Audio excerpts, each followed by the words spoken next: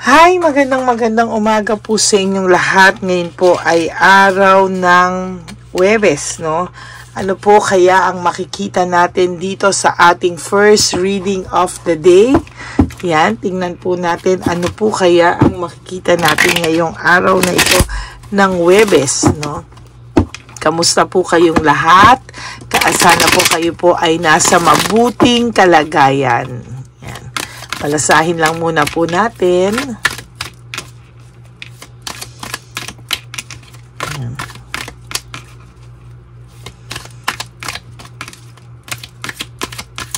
Okay. Ngayon po, isa pa. Kamusta po, no? Sana po lahat kayo ay napanood nyo na po yung aking reading kahapon, ano? Ng teleserye ng inyong buhay at ang buhay ng inyong person, no? Meron po akong dalawa kahapon, 1 and 2. So, sana po lahat kayo ay napanood nyo na po yun. And then, please like and subscribe and comment down below po. Okay, pili na po tayo ng 10. Ay! Sorry po. Hindi ko po sinasadya. Pasensya na po kayo. Nasagi ko po. Okay, 1, 2, 3, 4, 5, 6, 7, 8, 9, and 10.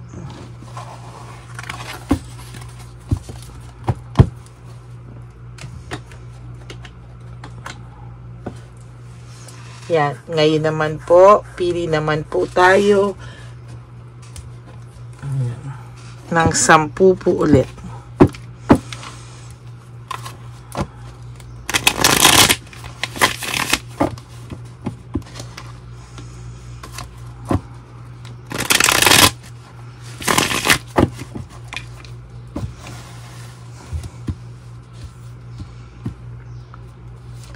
One, 2, 3, 4, 5, 6, 7, 8, 9, and 10. Okay.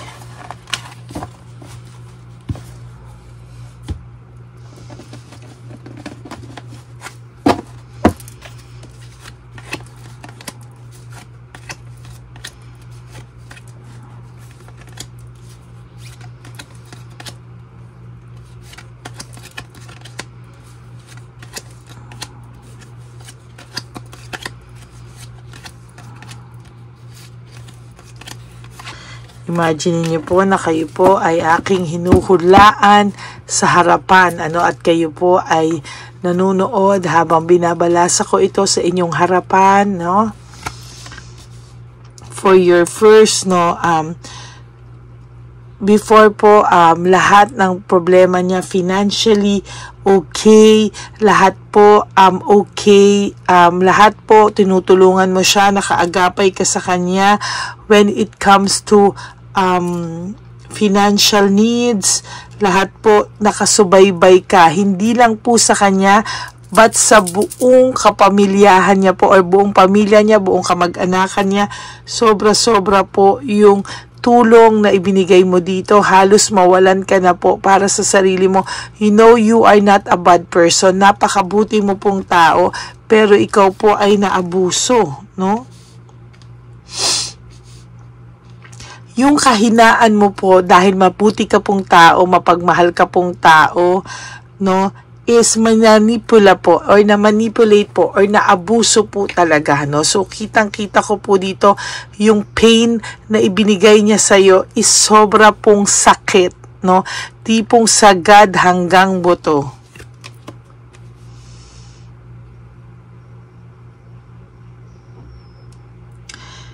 May ano po ito, lahat po, no, ang ginawa niya sa'yo na kasinungalingan, pag-ghosting, or maybe yung pagsisisi sa'yo to justify everything, no? Lahat po ginawa niya yun para mapagtakpan po lahat po ng, ayan, mapagtakpan lahat ng ginawa niya sa'yo. Ngayon po, lumalabas po talaga yung conflict nila o niya sa mga tao, no? Yung conflict po nito sa mga tao ay unti-unti na pong lumalabas, unti-unti na po itong nangyayari, no, sa ngayon talaga. At ito po ay masasabi ko na very, very, kumbaga sa nasasaktan din po ito sa mga oras na ito sa ngayon. Yan, no? Ngayon po talaga nagsink in sa kanya lahat, no? I think talaga natatawa po ako sa baraha ko, talaga pong continuationan niya. Ginagawa niyang teleserye itong hula ko, eh. Natatawa na lang po ako, no? Parang ayaw niyang tumigil sa pag-iimbestiga o ayaw niyang tumigil sa pagbasa ng inyong buhay o pagbasa ng ano yung mga sumusunod na kaganapan. Ayan, no, may panloloko po talaga nangyari o cheating na nangyari. There's deception na nangyari, and ang dami pong tactics and strategy nito na ngayon po ay nagiging reason ng insecurity niya, because ngayon po niya nare-realize ano po yung mga ginawa niya po sa iyo. No, sana po yung third person nyo po o yung third party nyo po, nakakakita po kasi ako ng pregnancy. For those po na 30 and below or 35 and below, ha, hindi ko po sinasabi na kung third party nyo is 50 na, of course hindi na po siya kasama dito, no. May nakikita po ako dito na sana po ay wag pong mangyari, no, na may pagbubuntis na magaganap, no. Heartbreak, suffering, and grief. Sobra-sobra po yung pain na naibigay sa'yo ng taong to. As a matter of fact, nung umpisa po, para ka pong mababaliw, hindi mo po alam ang gagawin mo. Para ka pong, para ka pong susuko na sa buhay, no? Parang lahat ng pain, parang hindi mo alam, kino-question mo anong nangyayari sa'yo. Ngayon, di ba, nakaramdam ka po ng heartbreak, ng suffering. Ngayon, siya naman, unti-unti, siya naman po, I promise you, siya naman po ang makakaramdam ng lahat ng yan. Maling-mali po lahat ng pag-uusga niya sa iyo, maling-mali po lahat ng statement niya na pinalabas sa tao para sa iyo, no, na para ma-justify ikaw po yung gusto niyang sirain sa mga tao, Pero wag ka pong mag-alala, because unti-unti naman pong lumalabas ang katotohanan. And to be honest with you, yung katotohanan na po na yan ay mga tao po ang nakaka-realize, no? Hindi na po to para, alam mo yon, pahabain or i-analyze ng mga bawat tao. Alam po nila na ang may kasalanan po ay hindi na ikaw. Well, at first naniwala sila. At first, mali rin ang paghuhusga nila sa'yo, no? Pero somehow, nakikita ko po dito na mabuti naman po yung nangyari, no? Naging mabuti po yung nangyari. Na napabuti ka po, no? Ayan, no, napaka-greedy po kasi niya, Hindi po siya marunong makontento, no?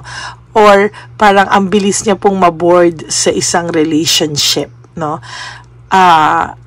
Or ang nangyari kasi sa inyo, parang para pong na-fall out of love siya sa'yo, no? In a way, yun yung akala niya. Hindi niya po alam na na-bored lang siya, parang naghahanap lang po siya ng ibang pakiramdam, or na-miss niya lang po yung feeling na may spark kayo, nag-adventure kayo together, kasi naging stagnant po yung relationship nyo, to be honest with you. Gusto niya pong i-maintain sana yung control, na siya yung magko-control sa inyo, siya yung magko-control ngayon pa din hanggang wala na kayo. But technically, nawala na po siya ng control sa iyo. No?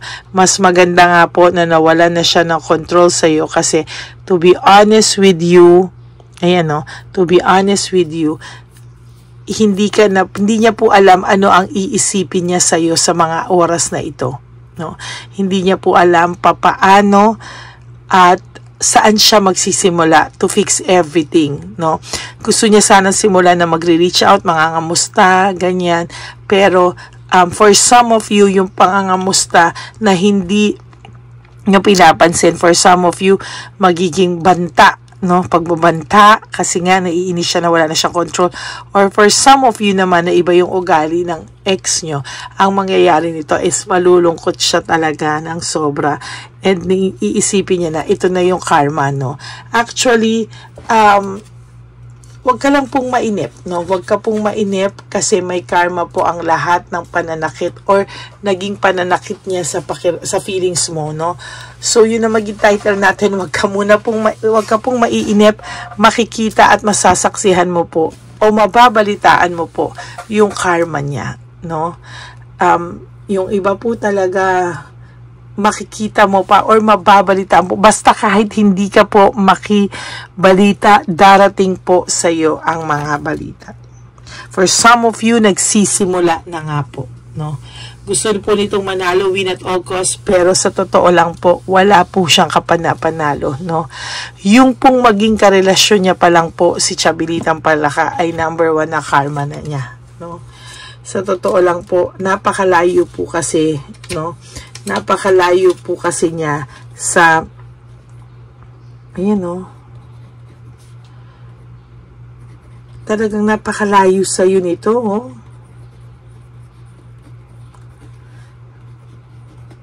Pinifeel ko po yung energy at saka susulat ko pala yung title. Saglit lang po.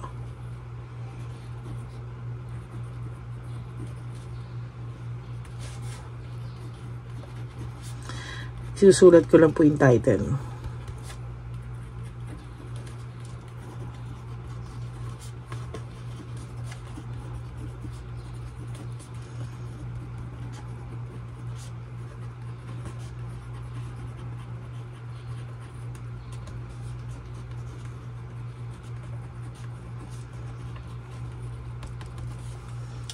Yan, okay.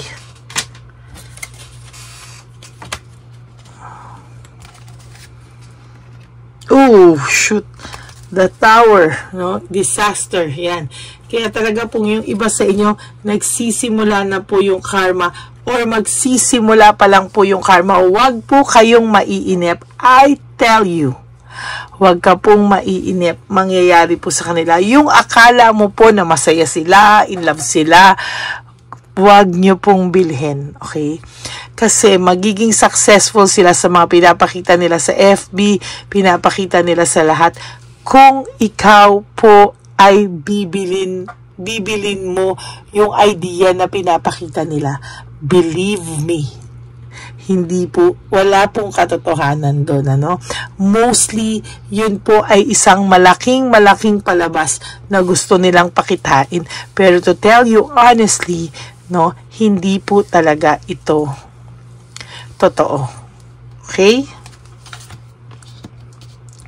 Lack of purpose, may diversion. Dinadivert lang po niya yung mga malas na nangyayari sa buhay niya. To be honest with you, talaga pong gusto lang po nitong i-divert lahat, no?